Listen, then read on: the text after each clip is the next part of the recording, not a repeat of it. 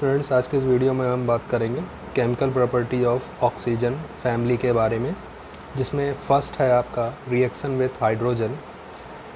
यानी अगर हम हाइड्रोजन के साथ रिएक्शन कराएं ऑक्सीजन फैमिली के मेंबर की, तो किस टाइप के ये हाइड्राइड या कंपाउंड का फॉर्मेशन करेगा।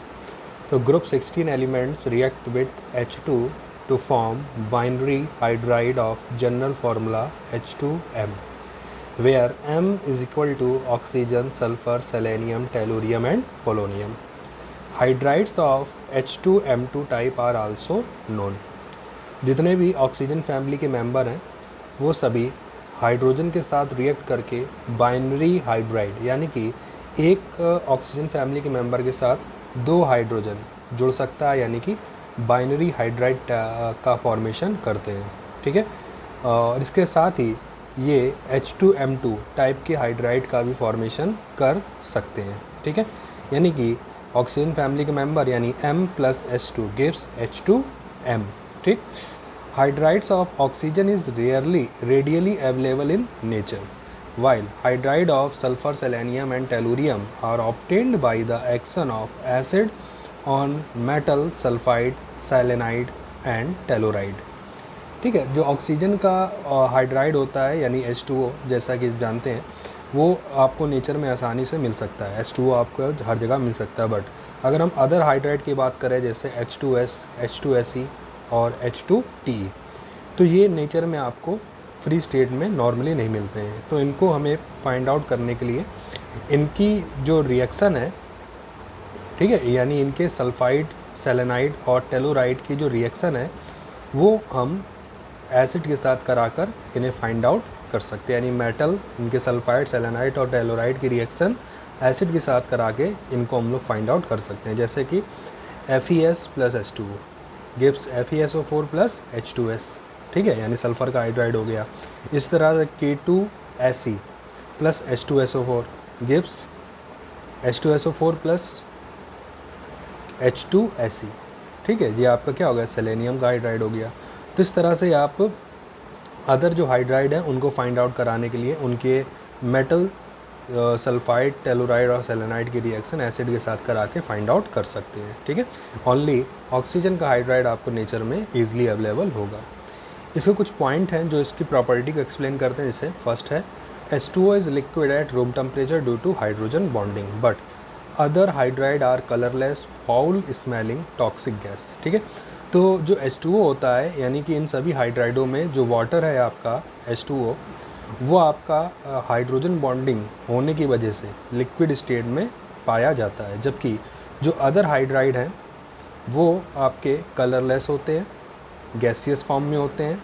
ठीक है, कलरलेस होते हैं और फाउल स्मेलिंग यानी बहुत ही गंदी सी स्मेल वाले एक टॉक्सिक गैस के फॉर्म में पाए जाते हैं। ठीक है, ओनली वाटर जो है वो आपका लिक्विड फॉर्म में एग्जिस्ट करता है, और ना ही वो आपका टॉक्सिक होता है और ना ही उसमें किसी प्रकार की स्मेल होती है। ठीक है, नेक्स्ट प्रॉपर्टी क्या है, they all are weak diprotic acid and dissociate to varying degree to give H+ ion.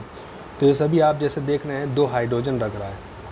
ठीक है, दो हाइड्रोजन होने की वजह से ये आपका डाइप्रोटिक होता है, यानी हमें दो H+ आयन ये दे सकता है। इसलिए ये सभी आपके वीक डाइप्रोटिक एसिड होते हैं, क्योंकि इनका डिग्री ऑफ डिसोसिएशन अलग अलग तरह से होता है और बहुत ही कम होता है, इसलिए ये वीक डाइप्रोटिक एसिड कैटेगरी में आते हैं। जैसे H2M डिसोसिएट होकर पहले में क्या देगा, HM माइनस प्लस H+, और HM माइनस फिर फर्दर डिसोसिएट हो जाएगा तो M double minus plus H+।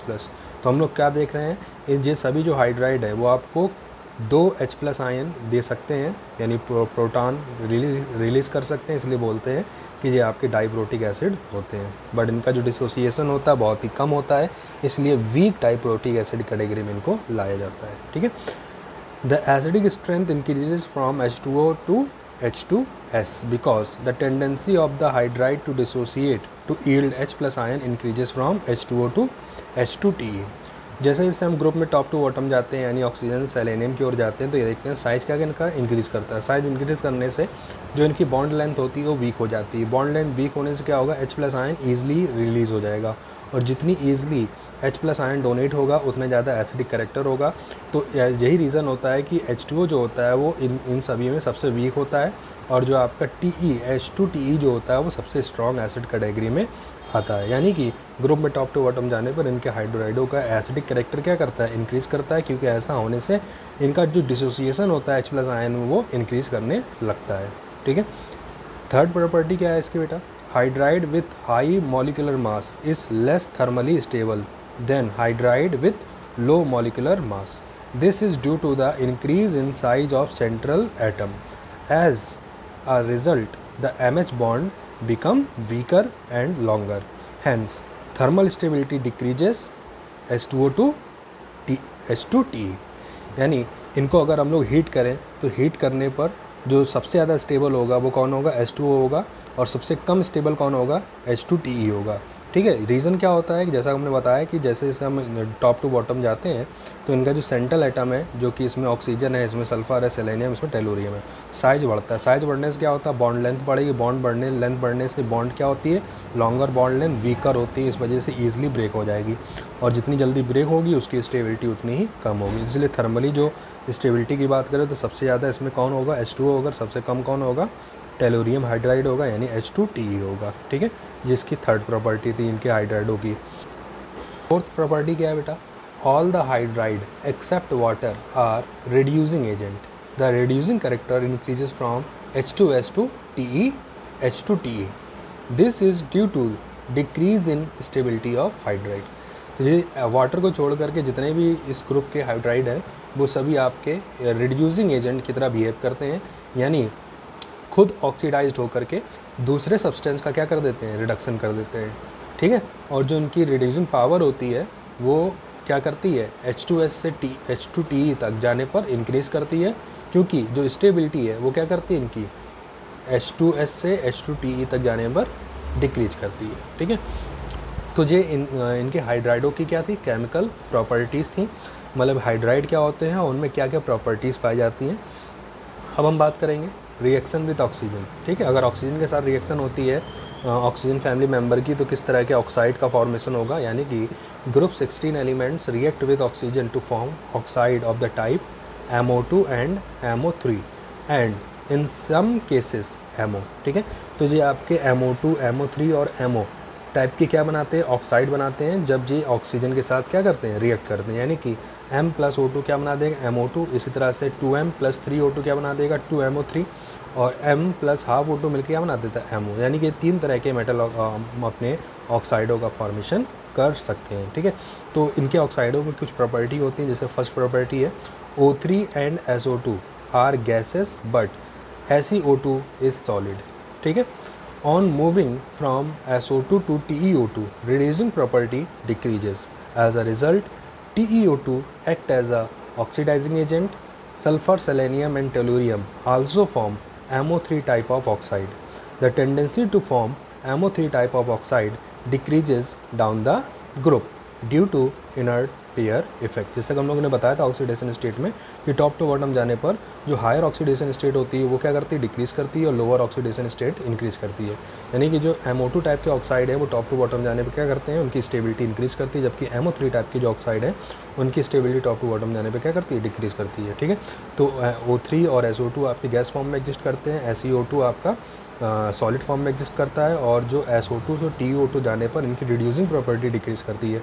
अगर रिड्यूसिंग प्रॉपर्टी डिक्रीज़ करेगी मतलब कि ऑक्सीडाइजिंग प्रॉपर्टी इंक्रीज़ करेगी। यही रीज़न होता है कि जो TeO2 होता है वो एक अच्छा ऑक्सीडाइजिंग एजेंट है। ठीक है, इसके अलावा सल्फर, सेलेनियम और टेलुरियम जो है वो MO3 टाइप के ऑक्साइड भी फॉर्म करते हैं, मगर जो MO3 टाइप के ऑक्साइड की जो स्टेबिलिटी है वो टॉप टू बॉटम जाने पर क्या करती है, डिक्रीज़ करती, क्योंकि हायर ऑक्सीडेशन स्टेट जो होती है टॉप टू बॉटम जाने पर इनर्ट पेयर डिफेक्ट की वजह से क्या कर जाती है, डिक्रीज कर जाती है। ठीक है, यानी लेस स्टेबल होती है। फिर क्या बेटा, these oxide are acidic in nature, form acidic with water and this nature decreases down the group due to decrease in electronegativity and increase in metallic character.